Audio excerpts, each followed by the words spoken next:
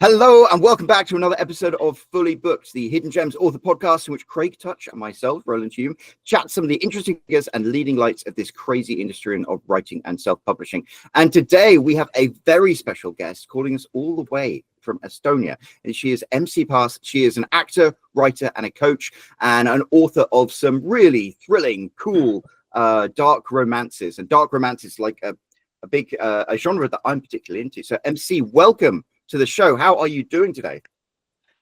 Thank you for having me first, and I'm doing absolutely great. It's usually cold outside, but today it's warm, so I'm super happy to be here, and I'm really, really warm and nice. That is wonderful to hear. Well, we are excited to talk to you. And of course, we wouldn't be here without the man himself, Craig Touch, the owner and founder of Hidden Gems and an author himself. How are you doing today, Craig? Doing great. Thanks, Roland. And thanks for joining us, MC. You know, you are a writer of romance, right? And you have a lot of your characters are sort of that anti-hero, right? The morally gray characters that people love to hate or just love. I don't know. It depends on the person. But writing those is tricky, especially when you want people to, especially in romance, where you want people to maybe fall in love with them and really obsessed over those characters. So we're going to talk today about that. But why don't you start us off by telling us how you got started with all of this, and then we'll go from there. Yes, when did I start writing? I was 14 when I started, and I started to write actually poetry because, well, I'm a very feely person. So basically, I think the same is with the acting and with the writing, is that you really have to feel really hard, but it's very hard to be a human and also a teenager when you're feeling too much, because you're feeling too much anyway. So I started to write very dark poetry, like Edgar Allan Poe dark, like very, very similar to that. So about death and cemeteries and stuff like that. So it was really dark. And then I wrote in between.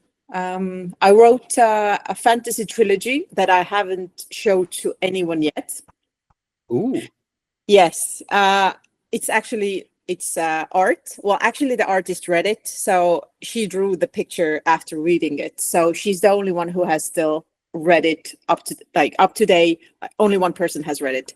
But then about 5 years ago, well, the corona was, and there was like a lot of things, a lot of interesting things happened in my life. My life changed very much because I was after the corona, I understood that what is important in life and what you really have to do and what you really have to show for yourself. Like, what am I doing?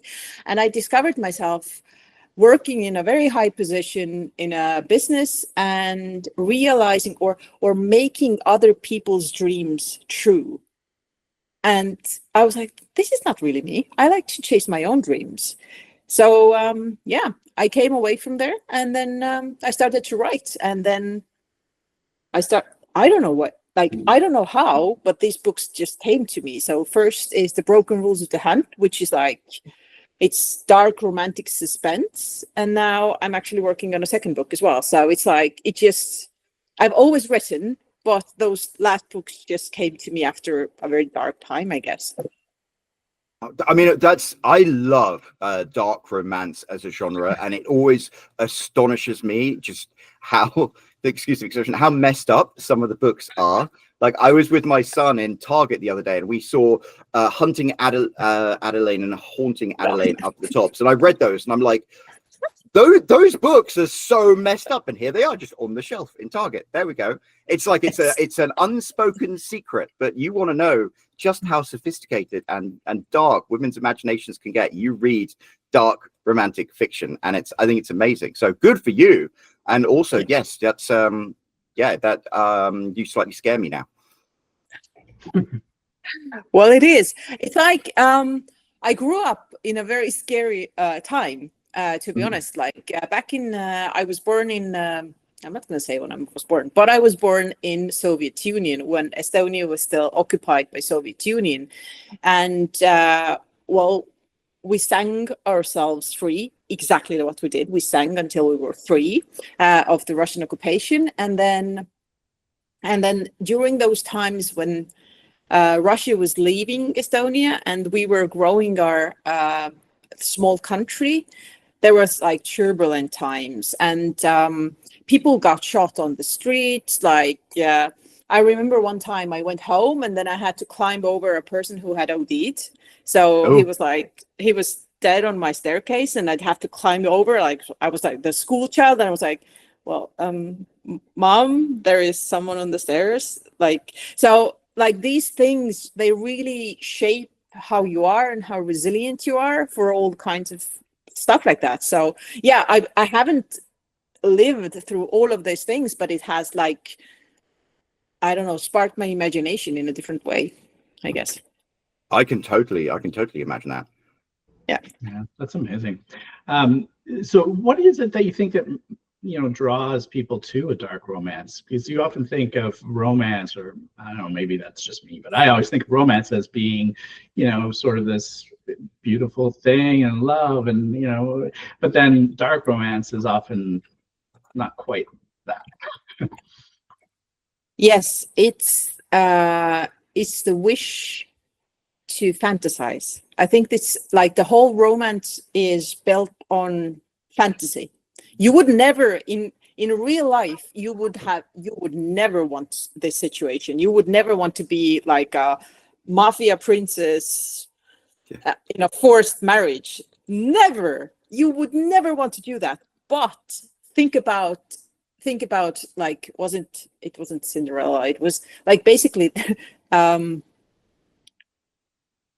Disney movies also, like these marriages and everything, they're also like, you know, it's like, if you think about it, it's cringy. You meet your, like, you are in the bed for 100 years, and then a random bloke comes and kisses you and then takes you away to the and it's a fantasy that all the kids are living in. Like, it's like, you think about, you have been sleeping, like, I don't know, a long sleep, like 12 hours, something like that. So some random bloke comes and kisses you and said, like, well, let's get married. It's like, what are you doing in my bedroom? Like you would never even think about this. But this is, I think the books are now, it's the freedom to fantasize about things you would never want in real life. And it gives freedom. People want to read this. People want to live through those fantasies. And I think this is the key, that why people want to read it. It's just, it's freedom. You can read Hunting Adeline, and then you're like, what the hell did I just read? But it's like, it's the freedom of word and freedom of fantasy. I mean, I totally agree with you, and I think that's, you know, censorship always troubles me, because I think most people know the difference between fantasy and reality, and but it's I think it's amazing just the freedom that you get to explore in dark romances. Yes. Yeah, and I mean, listen, even for people that don't know the difference between fantasy and reality, I don't think that we should be censoring books just to protect those few people, right? We have to give adults a chance to make their own decisions and read what they want to read. And so, yeah, I agree. Censorship in any form is not a great idea. So that's why most of the dark romance books already have trigger warnings on their first page, and they have written it out on their homepage. I do it as well. So I don't want to shock people with, like, I want you come into that book and you will have like full list of, it's like a menu. You will see like, do I want this today or do I not want this today? And can I handle it or can I not handle it? And this is already like, some people are looking for the tropes, because, you know, the people have those, so thoughts in your head are not bad. They're just thoughts. But this is what society thinks, like, oh, you have bad thoughts or you have dirty thoughts or something like that. But it's not, I don't think it's right. It's like, thoughts are just thoughts, but then someone writes the book about the very dirty things that you've been thinking about. And it kind of frees you that you're not alone in this. And this is also one of the greatest things, that we all think those dirty thoughts. We all have them. We all have those dirty fantasies. and then someone brings them to life, and you also don't feel that much alone with your thoughts. And there are countless examples of when you try to repress those thoughts and think you don't have them, then they end up like revealing themselves. Like in America, we have all of our Republican politicians, and they're all going on about ban this or censor this. And then every so often it gets revealed that one of them is secretly gay, or one of them is abusing children or something like that. And it's like the more you try to control what it is that people can think, it's almost like a sign of the more troubled you are by your own thoughts. Mm-hmm. Exactly. Censorship. Sorry. No, I was just going to say, like, I think it really it gives people, when you see a book like that and it connects with you, it sort of gives you that idea that you're not alone in those thoughts. So you're not thinking to yourself, if you were thinking to yourself before, oh, I can't believe I'm thinking all those things, and then you see a book like that and it really speaks to you and you see how popular it is, you realize a lot of people feel that way and a lot of people like that sort of thing, and that makes you feel a little more comfortable in your own skin. Exactly. And the problem is when you act on those thoughts, when you bring those thoughts to life, if you know in your head, this is correct, this is not correct, this is right, this is not right, then this is then this is something that you have to be, in your brain. You shouldn't go with those intrusive thoughts. You should understand, yes, that these are thoughts and these are fantasies, and and other people think those things, and they write about those things. But not acting about this. This is the real trick. And you can't blame the book for that. If you do something completely horrible and egregious, you can't be like, oh, it's not my fault, I read a book about it. Yeah, the media is actually sorry.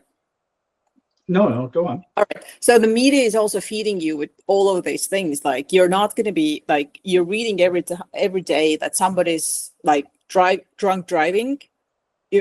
You're not going to, you read about this, you see those horrible stories, and it doesn't, and some people still go and drive around drunk, and then other people will learn about it and they were like, no, I'm not going to go drive around drunk. But seeing that thing won't make you go and do that thing. Right. Yeah. Oh, so going back to what the podcast was going to be about, it's about, the fascinating male leads and the fascinating love interests in these books, because they are not necessarily kind of well-adjusted people that you might want to actually like date and get married to in real life. Some of them are monsters, and I mean, they can be physically monstrous as like 7 foot tall, and they have a manhood that's somebody's forearm, but also they do like Haunting Adelaide. Like, one of the things he does is he's a literal stalker, and then a guy doesn't treat her right, so he cuts off that guy's hands and leaves them on her doorstep, and you're like, oh my god, that's horrific. But for some reason, women find reading about heroes like this who are obsessed with them incredibly compelling. So why is that? Please give us an insight into the thought process there. That particular thing would even like appall me, even if I would read that, because I would even be like, maybe a tad bit too much for my likings. But the stalker romance is, I think it's how do I say it without insulting anyone? So basically, I think that chivalry is starting to die, and it's like, we don't know why. The world is changing, and let's say world is changing, and I guess that women really want to feel this kind of. They don't want to be people don't want to be like you would have a stalker or something like that. But if they read about this, it's like, the guy's really into them. He really does nice things for her as well, and like protects her, and like he's actually a prince in a psychopathic, package. So I guess that this is the trick that I think everybody wants to be wanted. It's not women, men, it's just everybody wants to be wanted. And to read about love story where a man wants you that much, it's just compelling, I guess. Absolutely. And one of the things somebody said to me was when she reads the books about these male leads doing completely horrible, despicable things, there is the unspoken promise that he would never do these things to her. So it's like he is capable of like getting super angry and killing a guy or something if he looks at her wrong, but she is always completely safe with him. And I think that's an important distinction. Yes, the safety thing as well, that they always one of my red flags, I do have a red flag as well with dark romance, and this is no consent. So I always think that there has to be, like, even if it's a situation like that, there always has to be consent. This is my kind of pet peeve. I always write consent into my books as well. And I guess that this is, but the protagonist has to be okay with this situation as well, and the safety. I think this is also one of the things that women don't really feel particularly safe in a lot of relationship today.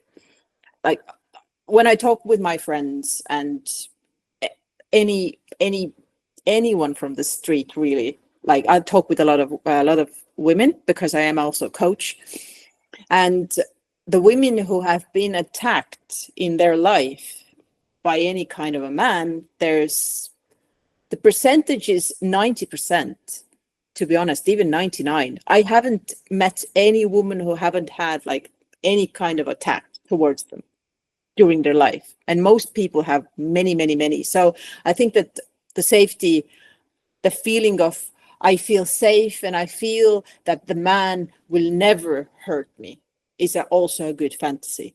Or you wanted to, this is what you wanted to be reality, that a man will never hurt you. Yeah, especially when you read those things like the mafia romance and stuff. It's, I mean, the guy's not a good guy. He's a mafia guy, right? He's killing people. He's doing whatever, but he comes home and he treats her really well. And yeah, that is important. Although that is not to say that there aren't non-consent or that kind of, those books are out there and they do have an audience, but you know, it's definitely a smaller percentage. I think in general, though, when you're writing these things, most people do want the person, the man to be to treat the woman well, even when he doesn't treat everyone else well. Is it always the man who's the anti-hero, or is it ever the woman in a romance? So in my books, both of them are career criminals. So neither of them are morally, they're both morally gray. So basically what I write is, well, that my whole society is morally gray.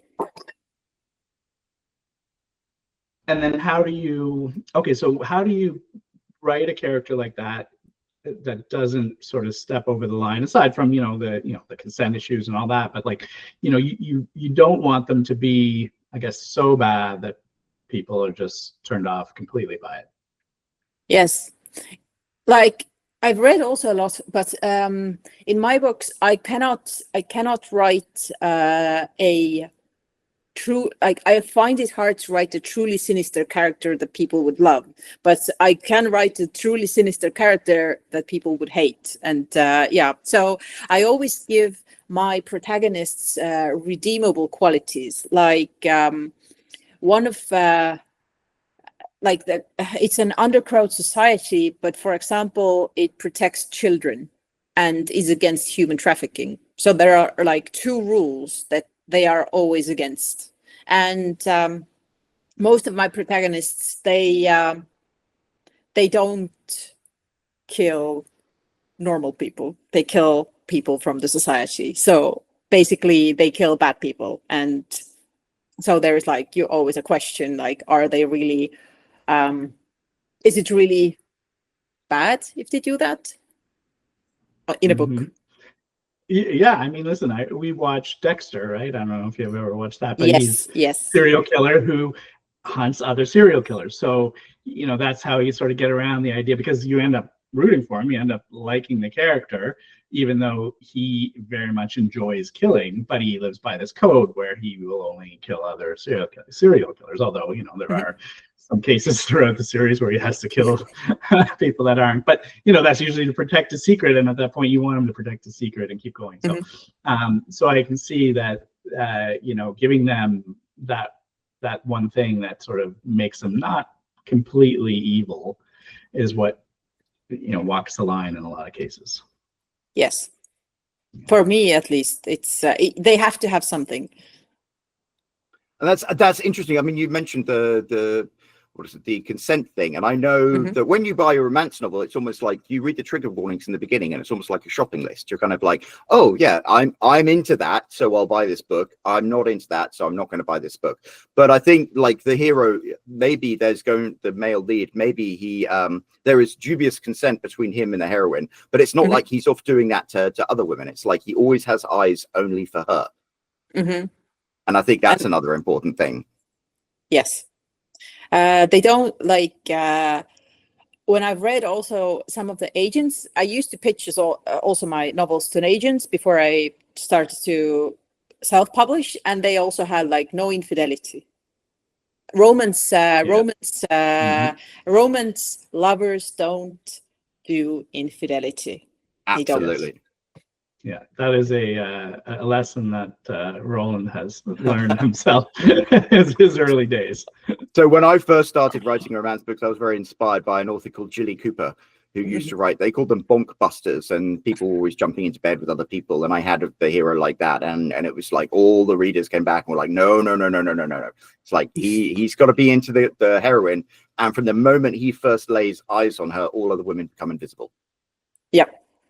That's a thing. That has to be a thing. It never happens in real life. There are I guess that's why they have the reverse harems. Like it's okay for the woman to have multiple lovers, right? But not for the man to have multiple lovers, because reverse harem is like one of those tropes that we see all the time. Because all of the men love her, and they love her so much they're willing to put up with each other to get on. She's too much woman for just one man. Yeah, and that's those ones I've read. I don't preferably read them all the time. This is maybe not not on my menu all the time, but I have read them, and there has been some very, very interesting books. Yeah, I think the important thing is, like you said, like when they start, it's more when they start the relationship. Like they can meet each other, and he can lay his eyes on each other, on her, and still be with other women. But once they start together, that's when it has to stop with all the other people. I know I've been reading some Sarah Moss books, right? And yes, because everyone's talking about those, right? So I thought, okay, I better read them.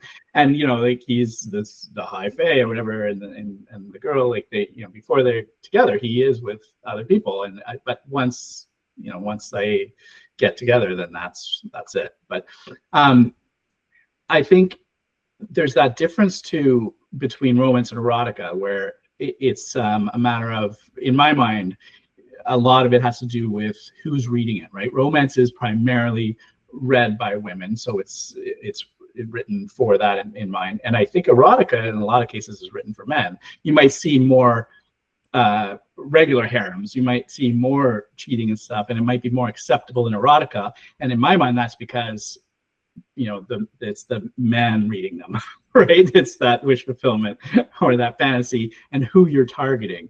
And with romance, because you're targeting the women, they don't want to be cheated on, so they don't want to read about that. No, I don't read a lot of erotica though. I have done it before in my life. I've read more than I think it's 600-700 books over the past 10 years. I guess it's more.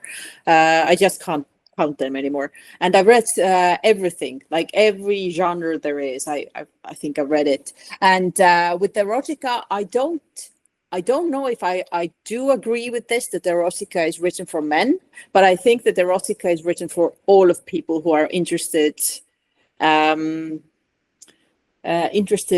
being how to say, stimulated in certain way. Yeah, well, there's definitely a less story usually. Yes. So for me, romance and erotica, like their difference is that erotica is built on sex, while romance is built on relationship, or there's a story. There's always a story behind. Yeah. And I mean, again, that goes back to where I think that a lot of men that are reading it more for the sex, and which is why they want to read the erotica. I agree. I mean, it is read by women as well. But I think, you can get away with more in erotica from that perspective, from like the cheating and the multiple partners and all that, because it is more about the sex. It's less about the story. It's less about the falling in love and building a relationship as it is about just, the sex. Okay, so if somebody wants to write a morally gray character, what are some of the things they need to think about, and why are they? Let's say they're not writing necessarily a dark romance. Can they still have a morally gray character in a regular romance? Yes, of course. I don't. So what makes up a dark romance is varieties. There's like a lot. My books are like softer dark romance, but there are like really dark romances out there as well. So this is also as a matter of reader, but how to even start writing those characters, it's like I never think about that I'm going to write a dark romance or something. They just appear. But if you want to write a good character, then there are a few things that I found very helpful. Is I read a lot of self-help books, because in there you get the psychology. Read about narcissism, read about psychopaths. Oof, you get just like so much out of it. And then read history. History is full of those characters that are so bad. You cannot imagine how bad those people are, like Hitler. You just like, you cannot even write that bad of a character. You just, I don't know who could even come up with that. It's like so evil that you just like, there's like too much evil, but you get a lot from the history books. And a third one that I've seen a very, very helpful is autobiographies. They are really, really helpful because autobiographies show a lot how other people think, like how they're built, how their motivations are, how did they grow up, where did they grow up, like what were the circumstances, and how the circumstances and like affected them throughout their lives and where they are now. So I guess that this is three things that are not like, and read as much as you can other books as well, like from your genre, because it really helps you to understand what is okay, what is not okay, what you would want to read, and what people really love to read. So yeah, and also it gives you the words if you read other books. Yeah. Well, absolutely. You learn the storytelling, and you learn how they tell stories, and then you can tell your stories in that way. It's like the way a carpenter learns how to do different things when they're building tables. It's all a question of technique. Yeah. So when you're reading all those things and you're seeing, these characters that are more than just morally gray, they're gray to the point of blackness. Is it just when you're reading them that you're sort of looking at that and saying, okay, this is why they can't make a good character, and this is what I would need to add to make this person more redeemable, and that's how you sort of pull from it? I don't usually pull any of the other characters that I read about, only when I'm talking about like historical characters. These, I've done this quite a bit. At least in my first book, there is one like this guy who is very evil. So he's definitely from the history. He is from the Auschwitz camp, literally. This guy. So and then, but yes, when I read dark romance, I think about the characters quite a bit, like how they picture in my head, and would I have a tea with them? Or would you go to a dinner with them, or would you do anything with them? And I think this is a part where I'm thinking like, are they whole enough?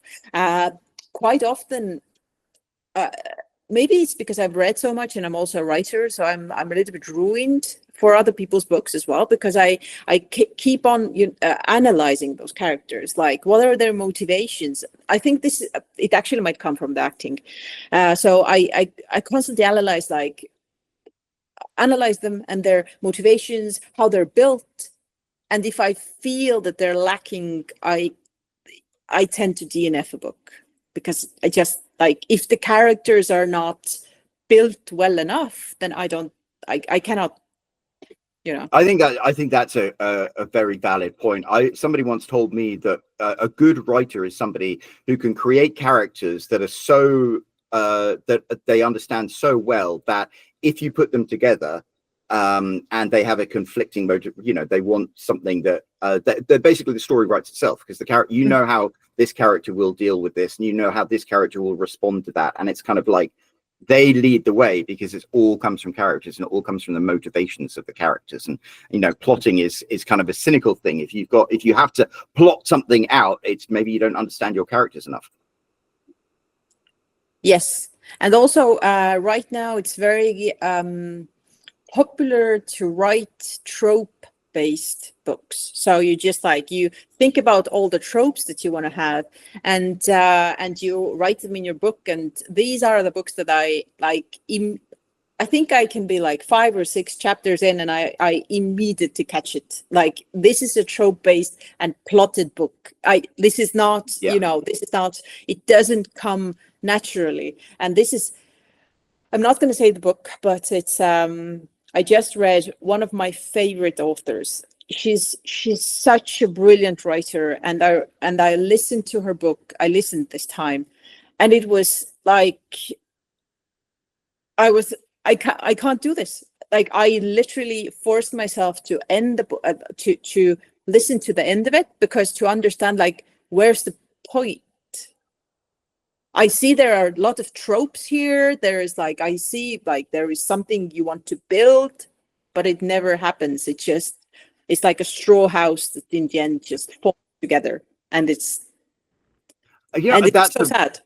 That's a really interesting point. I was thinking of the really good dark romances that I've read, and I always think that women have a much more sophisticated understanding of psychology in a certain way. And with the dark romances, if your hero does terrible things or has a terrible kink or something like that, normally a really good writer would build in a reason for that. And it's good authors love torturing their male characters, and so you give him a really traumatic backstory, and maybe that traumatic backstory is what triggers the thing that he does that ends up fulfilling the trope. But unless there's that motivation baked in, then you're right, it's kind of a paint by numbers.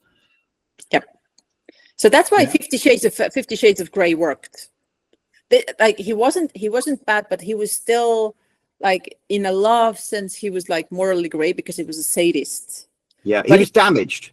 I was thinking of 50 Shades of Grey, and I didn't want to mention it because I thought you might judge me. But no. I do actually admit that Christian Grey, with his tragic backstory, it explains a lot of why he does the things that he does, and that's maybe why the book works. I mean, we can criticize it and tear it to shreds all we want, but it was a book that resonated with a massive global audience. So clearly some of the psychology behind it was spot on. Yep. Yeah, I couldn't even get past the first chapter of that book. I wasn't a fan of the writing, but I do want to say that yes, I think that is one of the key things is there's that saying, everybody's the hero of their own story, right? So even your morally great characters, they're usually not just doing things for the sake of being bad. They have their motivations. They have their backstories that explain their actions. And when you explain those, when you tell the reader those backstories, they start to empathize with them. Even if they don't agree with their ultimate choices, they understand them. And then that builds that sort of basis so that they can sort of forgive some of the things that they do. Mm-hmm. They have to be, your characters have to be real. They have to feel real. And if you cannot write real characters, you have to practice some more. Yeah, I mean, and you have to be able to really give the reasoning behind why they're doing things. So you can't just have them act that way just because it, fills the the hole in the story. You have to show why it is that they're doing it. Otherwise, like you said, nobody will care about them. Nobody will want to read them, or they won't want to finish the book because it just doesn't make sense, right?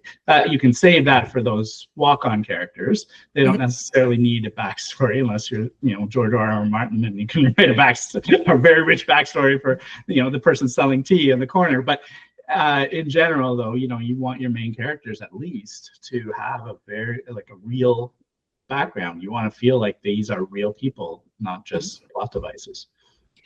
It's also, I just thought about this, that lawyers are doing the same in the courtrooms.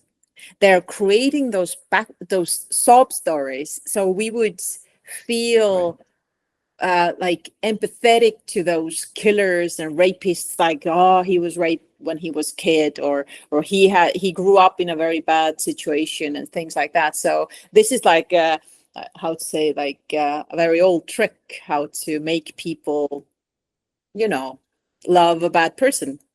Yeah, absolutely. So it happens every day. You can see it. Yeah I never even thought about that. So very good point. I totally see that. So are there any other sort of techniques that people would need to do to create their morally great characters? So these that I talked about, but also, any other tricks? I guess that's it's good to always talk about your characters. Like what I do is I talk loudly about my characters, that what they would like, what music they would listen. And this is also very personal, because every person, like if I think of you guys as well, it's like, I think like what kind of music you like. This is important for me, like what music you like, what kind of art you do, what books you read, what food you like what makes you. And this is what for every people, like those important things are different for every kind of, like, different people. Jesus, I'm just like, is it understandable? I'm trying no, you're doing great. Yeah. Yes. So yeah, my brain just went off. And this is very helpful. It doesn't matter what character, it's morally gray or whatever character you have. Just think about them, talk with them, which is super weird, but I do talk with them. It's just like I drive around and I'm just like, so what are you gonna do? And sometimes I go to my my partner and also say, like, dude, I have a problem. Like, it's a man problem. How would you think if you would be in this situation as a man? And it's very different from how women do it. And men's and women's brains are very different. I've also studied psychology and brains and how they work and how they're differently wired. So this also has helped quite a bit. That this is also important, that if, for example, if you write dual characters, several characters, then they have to be different. And sometimes I also, like in first drafts, it's like, oh my God, the guy has become the woman now, and he talks like my other character. So, but this is also the times when you have to really catch it and rewrite it, because they all have to be this different styles. They have to have they're different people. Yeah. And they have to be real people. This is, and I think that makes a lot of sense. Saying.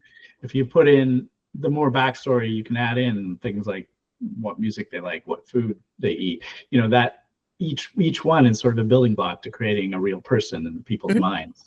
And even if it's not necessarily itself explaining anything about their character, it's like, just because he likes rock music doesn't mean he's a mass murderer. But it makes that person, it makes them sort of like think of the character as a person more. Because they know a little bit more about them. And also some of the situations that you're having those situations in your book as well. Like, how would they act in this situation? Like, this is how I would do it, but how, like, because the characters, they are not anything like me.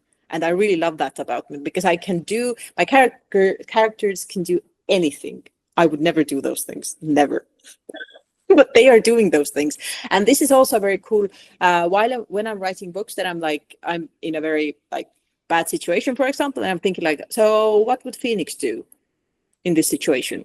Like, how would she act? And this already builds some kind of a like neurons or these connections in my brain that, so this person would talk like that, would walk like that, would act in these situations like that. So yeah, or dress like that differently. So yeah, this also helps, like if you're in different kinds of situations, what would my character do? Yeah. I mean, you can even think about your other characters, and even if they're not in that same situation, this person acts this way and he's the person in that situation, but how would that contrast with how this other person would act in that same situation? And that can give you a deeper understanding of it as well. And I think even all those little things, they're building up the character as a real person in people's minds, that again serves to soften their feelings towards that person when they're doing these morally gray things, right? Because they understand them more. They think of them as a real person, not just this, person they see on TV. Oh, you'll see a mafia guy on TV and all you see are these terrible things, right? But if you knew him, he's a family man and he loves his grandchildren and he's a part-time chef and what all these things, and then you're like, oh, but he's a real person, so let's not judge him too harshly. Yep. I mean, I think that's always when you write the bad guys who are irredeemable, or something I always enjoy is when the author does put in some small redeemable quality. Like even Hitler liked dogs, for example, and it's kind of like, and then it kind of twists you, and you have that ambiguity. And I think the ambiguity is such a compelling thing to have in stories. Yes, because none of us are like black and white. We've all done morally gray things. I can say it's like we all have broken laws, and we, I have not the bad ones, but definitely traffic laws. Definitely. If you break enough of them in America, they make you president. That's a joke. That's a joke. I'm not. I'll keep that in mind. It was a good one. It was a good one. But now it looks like we are approaching the top of the hour. So, Craig, do you have any more final questions for MC before we ask her to share with everyone who's listening and watching where they can find all of these super dark romances you've been telling us about? Yeah, no, I like this has been a great discussion about morally great characters and how you can write them and still have people fall in love with them, or at least understand them, and not just think of them as the villain of your story, which is what you don't want when you're writing romance. So I appreciate you giving us your time and talking to us today. Thank you, Craig. So, MC, where can anybody who has enjoyed listening to this episode or watching it on YouTube, where can they find your books? Where can they experience these morally gray people for themselves? So all my books are available in, I have one right now, and the second one is coming up in a few months. So I'm going to be publishing my second book in the series, and they are in Amazon. And I also make them available in Kindle Unlimited, because I think people should be able to read them easily. So yeah, these are the two. Yeah, and you can get them as paperbacks in Estonia's bookstores, but I don't think that your listeners are around here. Well, I think you could order them on print on demand. I'm not sure. I will check that out. But we will put it. Oh, you haven't even said your link yet. Yeah, I don't think so. No. So tell us where I that do is. have a homepage. So yes. No. Where is your homepage? My homepage is mcpaaswrite.com, and all the links are there. Yes. We will put a link to that down in the description of this video. So if you're watching this or listening, scroll down there and click on that link and go and check out MC Paas's books, because they sound really, really intriguing and compelling. And while you're down there, you're going to pass that big empty comment section. So why don't you leave MC a comment and let her know how much you enjoyed everything she said today, whether you agree with it, whether you disagree with it, what your favorite tropes of morally ambiguous dark characters are. We would love to read them.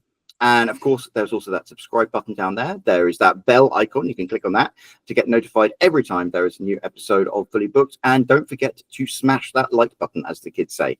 So thank you very much for joining us, MC. And we'll be back next week with a brand new episode. So until then, cheerio.